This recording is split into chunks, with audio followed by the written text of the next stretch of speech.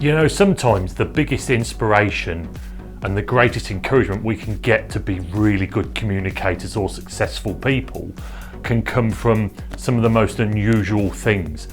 At the moment, I'm reading a really good book. Many of you might have read it, Ant Middleton, called The Fear Bubble. It's an excellent read and I highly recommend. And some of you might watch it again. It's called SAS Who Dares Wins. It's a TV series where members of the public and sometimes celebrities can train to be SAS people for a week. Fascinating documentary if you watch it. It's quite full of machismo, but we're certainly enjoying it here during lockdown. And watching it, I've got a man crush. There's a guy in it called Foxy, who's one of Ant Middleton's kind of staff partners, an ex-SAS guy. And I really like him. He really says it how he is and he lays his soul on the line.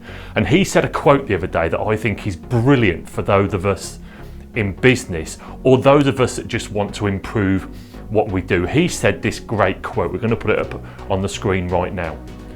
Foxy said, "A strong person is someone who acknowledges their weaknesses and knows how to control them or at least manage them. Someone that knows themselves." Wow, isn't that great? A strong person is not someone that always gets things right. You'd expect an SAS person to say a strong person is just someone that never gives up. I love that quote. I think it's usable whether you want to improve your communications, whether you want to improve your business, or whether you want to improve your life. Let's change some words in the quote and look how it reads again. A strong business is a business that acknowledges its weaknesses and knows how to control them or at least manage them. A business is successful if it knows itself. I think that's a great quote when you look at it like that. And in this week's Life of Riley, it's all about no business has perfect marketing or perfect communications. Being a strong business is identifying what you need to do differently, identifying what the weaknesses are and addressing them. No business has perfect communications. No business has faultless marketing.